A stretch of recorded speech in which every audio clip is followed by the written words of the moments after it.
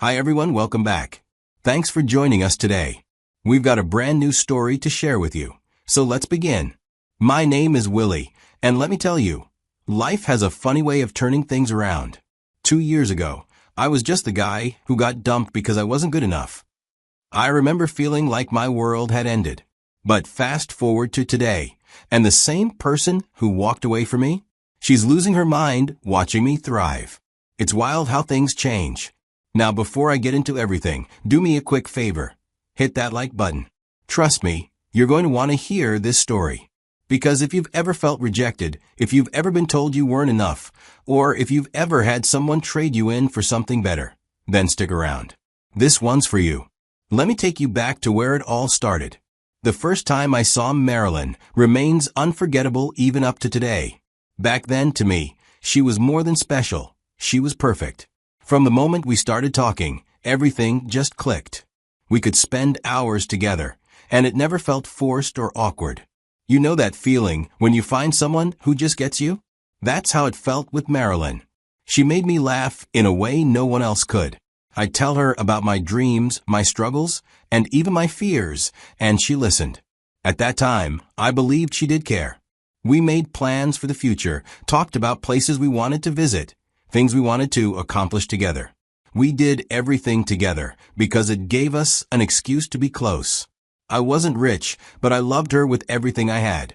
And for a while, I thought that was enough. Looking back, I realize how blind I was.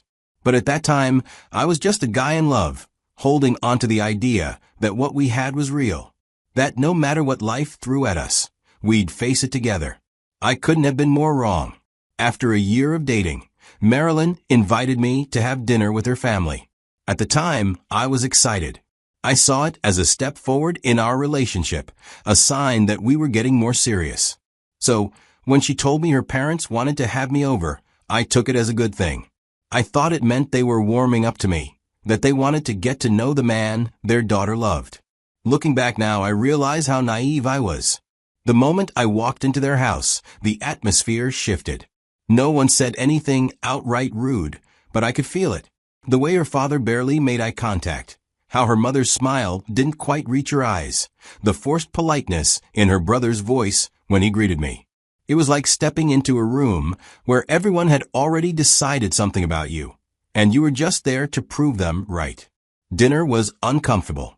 I tried to engage, tried to be polite, but the energy at the table was off. The conversations felt distant, like they were being careful about what they said around me. When I spoke, I could tell they weren't really interested. Her dad would nod occasionally. Her mom would offer a small, polite response. But their body language told me everything I needed to know. They weren't impressed. Marilyn, on the other hand, seemed oblivious to it all. Or she wasn't. Either way, she acted normal. Then came the moment that made everything clear. After dinner, her parents pulled me aside. I assumed they just wanted to have a friendly talk, probably get to know me better. But I was wrong. Her father, in his calm and measured tone, asked me directly, "So Willie, what are your plans for our daughter?" It wasn't a casual question. There was weight behind it, like they were testing me. Without hesitation, I answered honestly, "I plan to marry her, sir." I meant every word of it. Marilyn and I had talked about our future so many times. I saw no reason to hide my intentions. I expected some sort of approval, maybe even respect for being upfront about my commitment to their daughter. Instead, they just smiled. But now, looking back, I realized that smile wasn't one of happiness. No, it was the kind of smile people give when they already know something you don't. At the time, I didn't catch it. I thought they were just processing my answer. But in reality, they had already decided I was never going to be the man for their daughter. I just didn't know it yet. After that dinner, everything changed. Marilyn, who lights up whenever I called, suddenly acted like talking to me was a chore. My messages sat on read for hours, sometimes the whole day. When I finally got her on the phone, she sounded distracted, uninterested, like she had somewhere better to be. It wasn't the warm, playful conversations we used to have. She wasn't teasing me about my stubbornness or telling me about her day. She was just there, and it bothered me. I tried to ignore it, but then it got worse. She stopped picking up my calls altogether. I would call in the morning, no answer. Call in the afternoon, nothing. At night, I try one last time and still silence. The first few times, I let it go. But when it became a pattern, I asked her what was going on. Her response? I've been busy. That was it. It didn't make sense because she was the same person who used to complain if I didn't text her back fast enough. Now, she was barely responding to me at all. And it wasn't just the calls or texts. She stopped making time for me. The dates we used to plan? Canceled. The little moments where she'd randomly call just to say she missed me? Gone. It felt like I was chasing after someone who didn't want to be caught. But the worst part? She never actually said anything. And then, one evening, she asked me to meet her. I remember thinking, finally, she wants to talk things out. Probably we can fix this. I was wrong. We sat down, and she looked at me.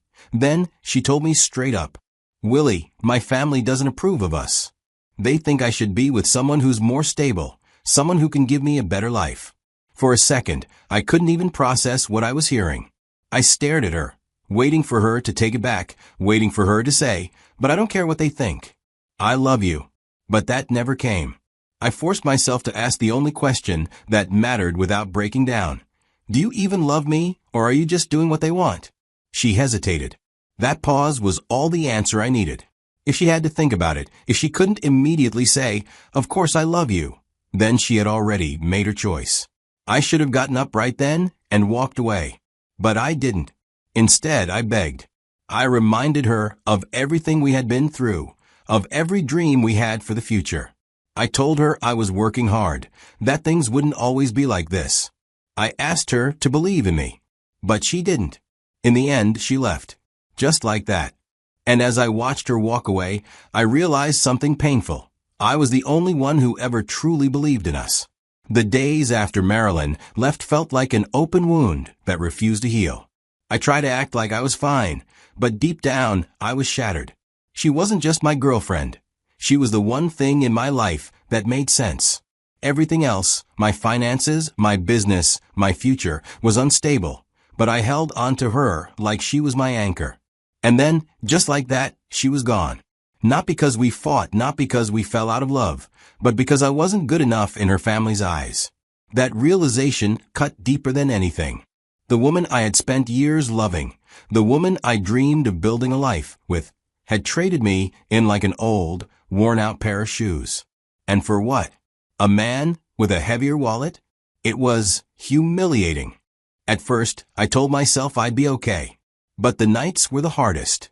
I'd lay in bed, staring at the ceiling, replaying every moment we had together, searching for answers that never came. What if I had more money? What if I had dressed better, spoken differently, done something, anything, to prove my worth? Would she have stayed? The thoughts never stopped. I barely ate. I barely slept. Losing Marilyn felt like the final straw, like life had officially given up on me. There were days I didn't even want to get out of bed. What was the point? The woman I loved had left me, my business was failing, and I felt completely alone. But after some weeks, something inside me snapped. I was done feeling sorry for myself. I was done being the guy people pitied. Marilyn had chosen a better life, but that didn't mean I had to stay broken.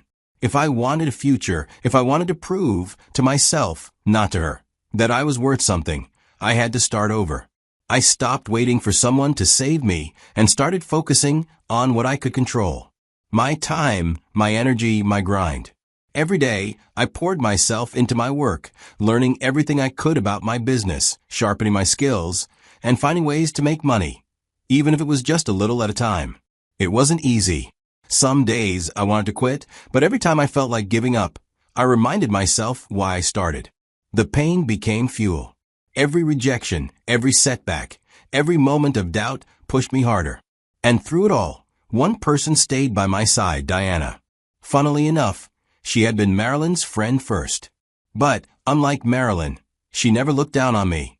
She was just there after my breakup, checking in, encouraging me, reminding me that I wasn't as alone as I thought.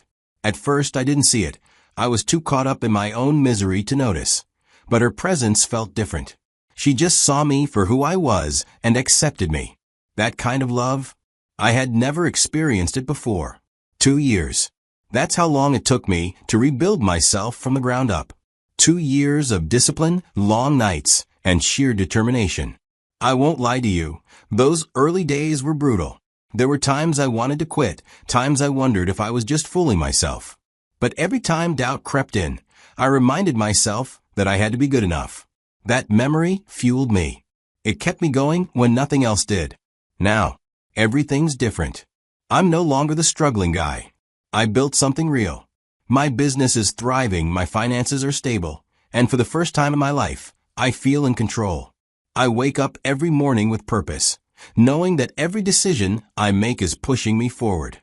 But beyond all of that, beyond the success, the money, and the stability, what truly matters is that I'm happy. And a huge part of that happiness? Diana. Diana was there when I had nothing. She saw my potential before I ever did. She didn't pity me, she believed in me. That belief changed everything. At first, I didn't think much of it. I was still healing, still too caught up in my past to recognize what was right in front of me. But over time, something shifted. There was no pressure, no expectation, just a connection that grew naturally. Unlike Marilyn, Diana never made me feel like I had to prove my worth. I didn't have to beg for her attention or fight for her love. She loved me for me, not for what I could provide, not for what I might become, but for who I already was. And that changed everything. When I finally let go of the past and allowed myself to love her the way she deserved, I realized something. Some love is conditional. Others are simply meant to be. Then, just when I thought my past was behind me, my phone rang. At first, I didn't recognize the number, but the moment I heard her voice, I knew. Marilyn. It had been 2 years since we last spoke, and I could hear the hesitation in her voice. She greeted me like an old friend, but there was something awkward about it, like she wasn't sure how to approach the conversation. I stayed quiet, waiting for her to get to the point. And then she asked for my forgiveness. She told me she had been meaning to reach out for a while, but felt ashamed. She said she needed to apologize, to clear the air between us. I didn't say anything, just let her talk. And as she kept going, it became clear why she was really calling. The man her family chose for her? He wasn't who she thought he was. Behind all the wealth and stability, he was controlling, manipulative, a serial cheater. The perfect man they had chosen for her turned out to be a nightmare. Now, after 2 years of marriage and a child, she was thinking of leaving. I sat there, listening, but I felt nothing. The Marilyn I once loved, the one I would have done anything for, was gone. In her place was a woman who had made a choice, and now she had to live with it. She told me she regretted how things ended, that she had been young and naive, and that she let other people make decisions for her. Then she said something that made me pause. "We were meant to be, Willie," she said, her voice almost trembling. "I see that now." I leaned back in my chair. Meant to be? I wanted to laugh at the irony. She wasn't saying this when she walked away. Back then, she was sure she had found something better. But now, after 2 years, after her perfect choice turned out to be anything but perfect, she's realizing we are meant to be. She kept talking about our memories, about how much fun we used to have, how I used to make her laugh. She said she missed the way I supported her, the way I truly cared about her. I let her finish. Then I gave her the truth. "I'm with someone now," I said, my tone calm but firm. "And she means the world to me." She was silent. I could almost hear the gears turning in her mind. That wasn't the response she wanted. I think, deep down, she thought I'd welcome her back, that I'd still be the same guy who once begged her to stay. But I wasn't. Life had moved on, and so had I. "I don't hate you, Marilyn," I continued. "I don't even blame you anymore. But I also don't need you. I have everything I ever wanted now." She let out a shaky breath, like my words had finally sunk in. She mumbled an okay, and we ended the call. I thought that was it. I thought she had gotten the closure she needed. But I underestimated her. A few days later, I found out Marilyn had done something I never expected. Diana came to me, looking a little confused, a little unsettled. She told me Marilyn had called her. She said what?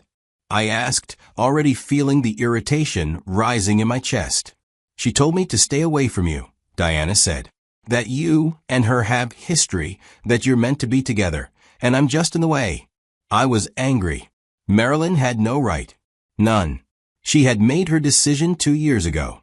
She had walked away without looking back. And now, just because things didn't work out the way she hoped, she thought she could interfere in my life? No, that wasn't happening. I grabbed my phone and called her immediately. The moment she answered, I didn't even let her get a word in. Listen to me and listen carefully, I said, my voice sharper than I'd ever spoken to her before. You have no business with me anymore. You had your chance, and you made your choice. Stay out of my life. There was silence on the other end. For years, I had always been the nice guy, the one who never raised his voice at her, who always tried to fix things. But not this time. This time, she needed to understand that I wasn't that guy anymore. And I think she did. Because after that call, she never reached out again. After everything, I sat back and thought about everything that had happened. The heartbreak, the struggles, the moments I felt like I had nothing left in me. And then the painful, exhausting climb back to my feet. Looking at where I am now, compared to where I was 2 years ago, it almost feels like I lived 2 completely different lives.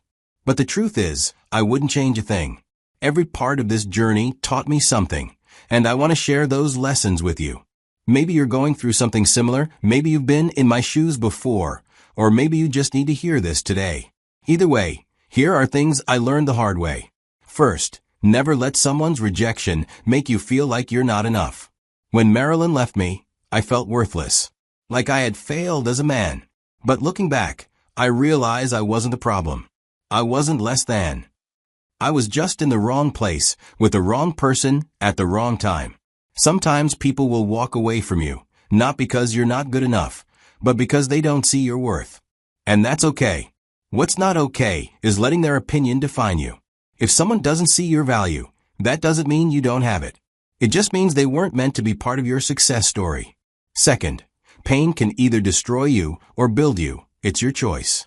I won't lie, I could have let that breakup ruin me. I could have given up, stayed bitter, blamed the world, and felt sorry for myself. But at some point, I had to make a decision.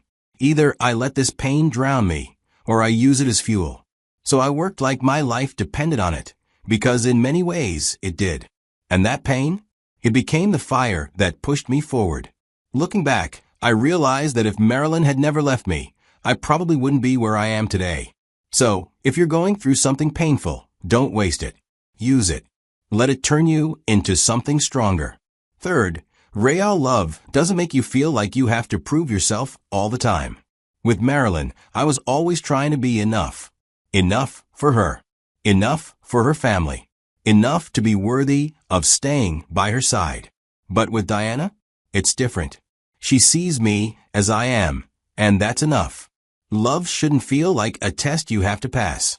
It shouldn't feel like a constant battle for validation. When someone truly loves you, they won't make you feel like you have to compete for their affection. They will simply choose you. Every single day. And finally, success isn't about revenge. It's about freedom. A lot of people think the best way to get back at someone who hurt you is to succeed just so you can rub it in their face. But let me tell you, that's the wrong mindset. Success isn't about proving people wrong. It's about proving to yourself that you were capable all along. When Marilyn called me, I didn't feel the need to throw my success in her face. I didn't gloat. I didn't say, "Look at me now." Because my success wasn't about her, it was about me. The best revenge isn't revenge at all. It's peace. It's knowing you made it, and you don't need anyone's validation to feel whole. So, what would you have done in my situation? If you were in my shoes, would you have taken Marilyn back? Would you have given her a second chance? Or would you have moved on just like I did? Let me know in the comments. I'd love to hear your thoughts. And before we wrap this up, I'll leave you with this. Some people lose the love of their life by chasing something better. Others find the love of their life by becoming something better. Thanks for watching, and I'll see you in the next one.